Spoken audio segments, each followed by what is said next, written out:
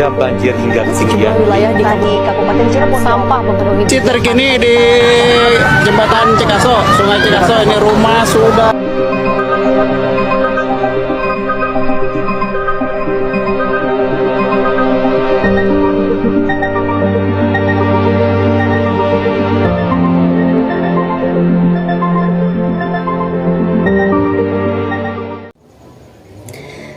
Halo semuanya, perkenalkan saya Tiara dari mahasiswa Sosiologi Agama IAIN Parepare.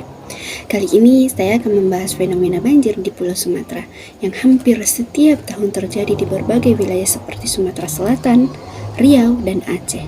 Biasanya banjir selalu dijelaskan sebagai bencana alam karena hujan deras, cuaca ekstrim, atau faktor alam yang lainnya. Tapi pertanyaannya, benarkah banjir hanya soal alam? Nah, dalam video ini, saya ingin mengajak kalian melihat banjir dari perspektif teori sosial kritis. Artinya, kita tidak hanya bertanya apa yang terjadi, tapi justru siapa yang diuntungkan, siapa yang dirugikan, dan siapa yang menentukan cara kita memahami banjir itu sendiri. Saya akan menggunakan 3 teori utama, yaitu teori hegemoni dari Anthony Gramsci, yang kedua, teori publik dari Jürgen Habermas, dan yang ketiga, teori masyarakat resiko dari Urban Beck. Nah, kita mulai dari teori hegemoni yang dikemukakan oleh Anthony Gramsci. Menurut Gramsci, kekuasaan tidak selalu bekerja dengan kekerasan. Justru yang paling kuat adalah kekuasaan yang bekerja lewat persetujuan, lewat cara berpikir yang dianggap wajar. Nah, dalam kasus banjir di Sumatera, kita sering mendengar narasi seperti, ini hanya bencana alam, ini karena curah hujan tinggi dan sudah kehendak alam. Narasi seperti ini sebenarnya tidak netral, karena ketika banjir selalu disebut sebagai bencana alam, maka faktor-faktor struktur seperti deforestasi, pembukaan hutan, perkembangan sawit, dan industri eksternatif menjadi tidak terlihat. Nah, disinilah hegemoni bekerja. Negara dan koperasi secara tidak langsung menguasai narasi, sementara media seringkali hanya mengulang pertanyaan resmi dan kritik mendalam. Akibatnya, masyarakat terdampak banjir jarang didengar suaranya, dianggap sebagai korban pasif, dan bahkan kadang disalahkan karena tinggal di daerah rawan. Padahal, mereka justru yang paling merasakan dampak dari kebijakan pembangunan. Nah, selanjutnya, teori ruang publik dari Jürgen Habermas. Habermas menjelaskan bahwa ruang publik idealnya adalah tempat warga berdiskusi secara rasional dan kritis untuk mengontrol kekuasaan. Sekarang pertanyaannya, apakah korban banjir di Sumatera benar-benar punya ruang untuk bersuara? Secara teori, kita punya media sosial, media massa, dan forum publik. Tapi dalam praktiknya, ruang ini sering tidak setara. Suara korban banjir sering kalah oleh narasi resmi pemerintah, kepentingan ekonomi, dan framing media yang depolitis.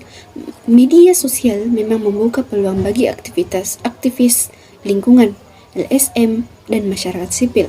Namun, suara kritis ini sering dianggap berlebihan, diacap menghambat pembangunan atau tenggelam oleh hoaks dan distraksi. Akibatnya, ruang publik tidak sepenuhnya menjadi alat kritis, tapi justru menormalisasi masalah lingkungan sebagai sesuatu yang biasa. Kemudian, teori masyarakat resiko yang dikemukakan oleh Urban Beck. Beck mengatakan bahwa masyarakat modern tidak hanya menghasilkan kemajuan, tapi juga memproduksi resiko. Resiko ini bukan datang dari alam, tapi dari aktivitas manusia sendiri. Banjir di Sumatera bisa dipahami sebagai resiko modernitas, pembangunan besar-besaran, eksploitasi alam, dan bahkan industrialisasi tanpa kontrol lingkungan. Yang menarik, risiko ini tidak dibagi secara adil. Yang mendapat keuntungan hanyalah negara, koperasi, dan investor, dan yang menanggung risiko yaitu masyarakat lokal seperti petani dan warga miskin yang di wilayah rawan banjir. Urban Beck juga berbicara tentang modernitas reflektif, yaitu kemampuan masyarakat dan negara untuk mengoreksi kesalahan pembangunan. Namun, banjir yang terus berulang menunjukkan bahwa refleksi ini masih sangat kurang. Nah, coba kita gabungkan ketiga teori ini. Kita bisa melihat banjir di Sumatera dengan lebih utuh.